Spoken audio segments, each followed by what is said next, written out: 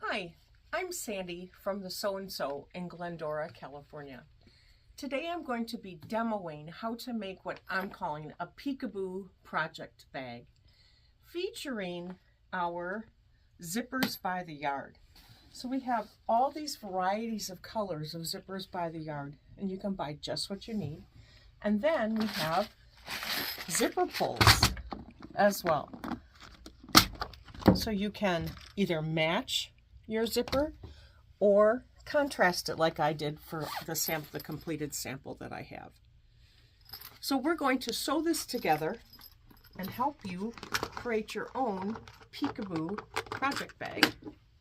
Some of this is out of the way, but not out of sight, so you can still see the colors we have. We also have some of this peekaboo project bag kitted.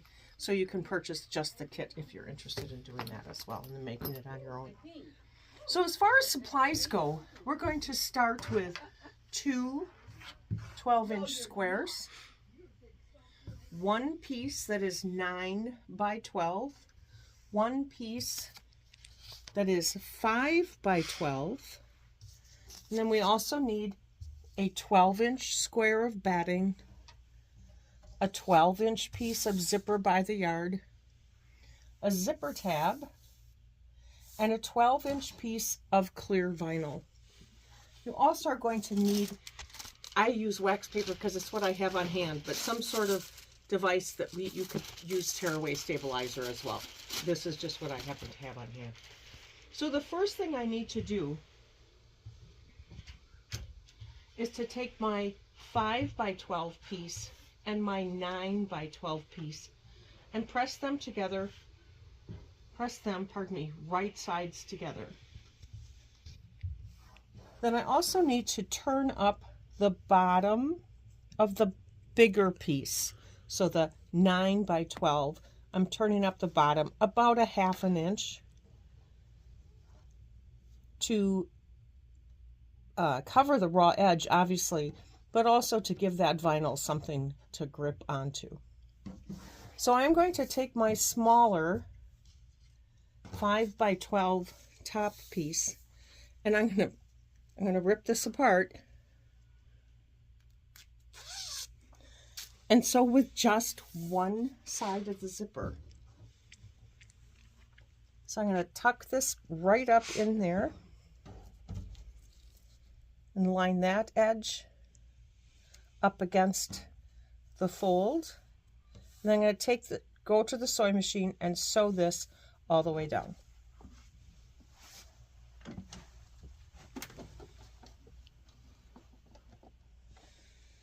I line the edge of my foot up against the folded edge. Whatever works for you. There's no exact science here. That's a good reference point for me. And I'm just gonna, oh my goodness, this is way too slow for me. There we go. I'm just gonna guide that along. Every once in a while, adjust that zipper so you can feel that right up against the fold.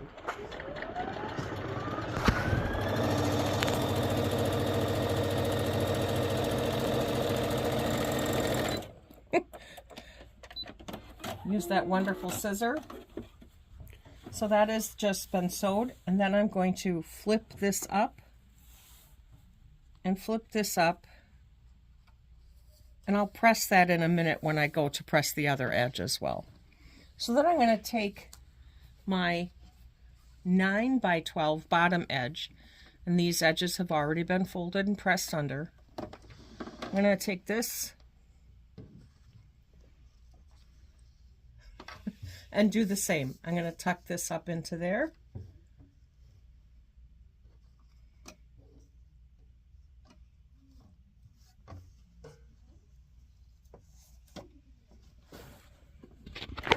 The same thing. I'm lining that edge up against my sewing foot, and then I'm just going to touch start.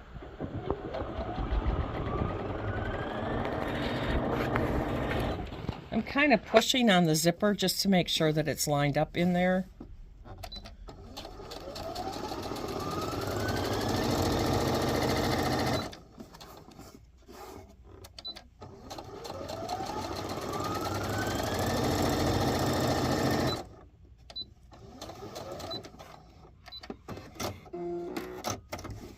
So same thing, I'm going to now take this over and press this edge back. So I'll be right back with a pressed piece. Is this a project you're going to do?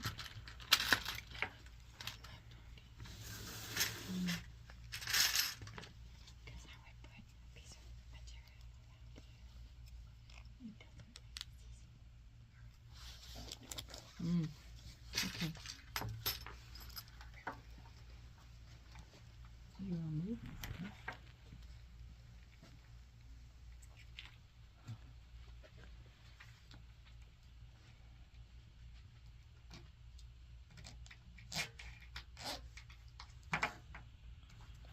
Yeah, I got it in it.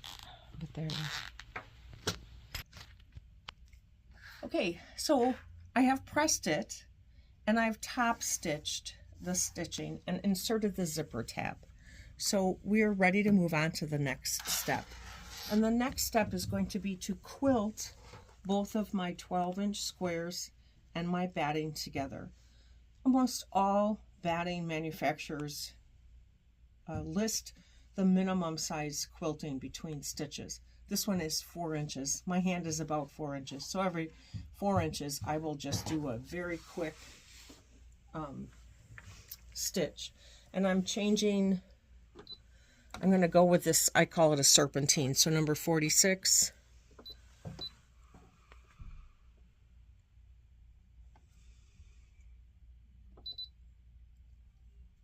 You have to stop. Sorry. So now I've got my two 12-inch pieces sandwiched between, and I'm going to stitch approximately 4 inches apart. I'm just using a simple straight stitch. This is no big deal. I'm lining my fabric up against the edge of the faceplate, so just so I have a place to aim for.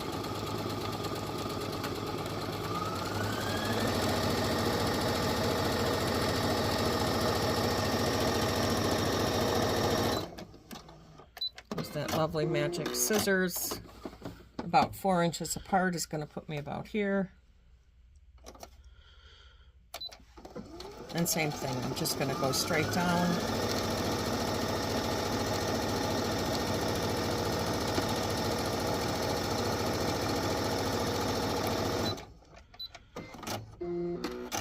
And come over about 4 inches apart again and just do another one. I'm simply holding all three of these layers together so they don't bunch up and pull apart.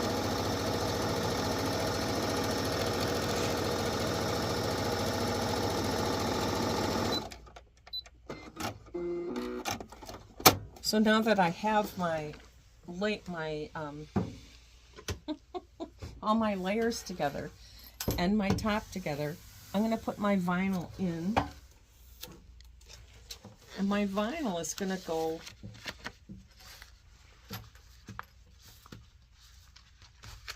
up inside here, and I want it kind of high up so that I get a nice sturdy edge up there.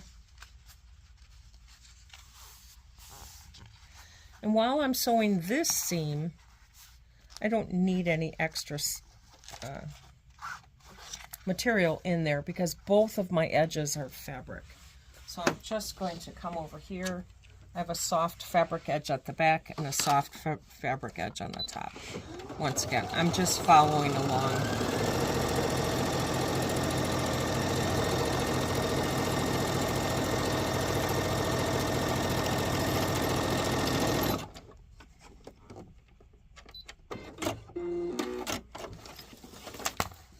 So now I have a piece that looks something like this.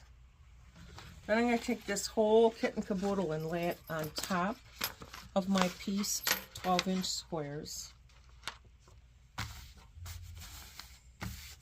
And then I'm going to need my wax paper when I come around the corner here and I'm sewing on the vinyl. And it just helps it slip a little easier. The most important thing you can do at this point is to make sure that your zipper tab is inside your project, because we are going to sew right across all of this, and if I had the zipper tab out here, it would not function as an opening zipper. So, which from experience, I do that a lot, so remember to keep your zipper open. So I'm just going to come over here and stitch.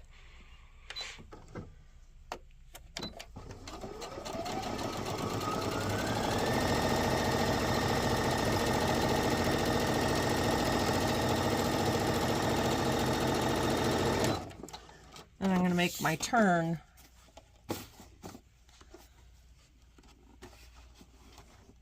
And I'm just lining, this is, like I said, not an exact science. I'm just lining this.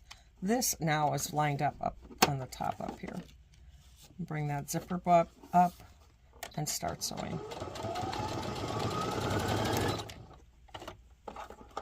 I lost the grip on my lower piece, so I'm just maneuvering it back up in there.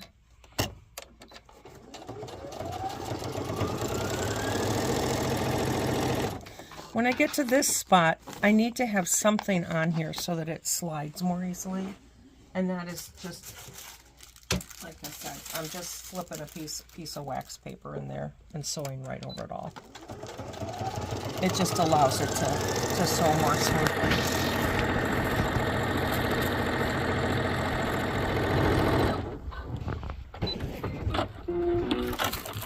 And then I'll continue around the rest of the bag and come right back. So I've sewed all the way around the bag, trimmed off all the uneven edges, and turned it right side out. So I have this lovely bag that I can see what I have inside of it. I really encourage you to try the zippers by the yard. It makes it so much easier to not have to sew around the tab. You put the tab on after you've sewn the pieces in, and then you move forward. Thank you so much. Have a great day, and I'll look forward to seeing you at the SewNSew.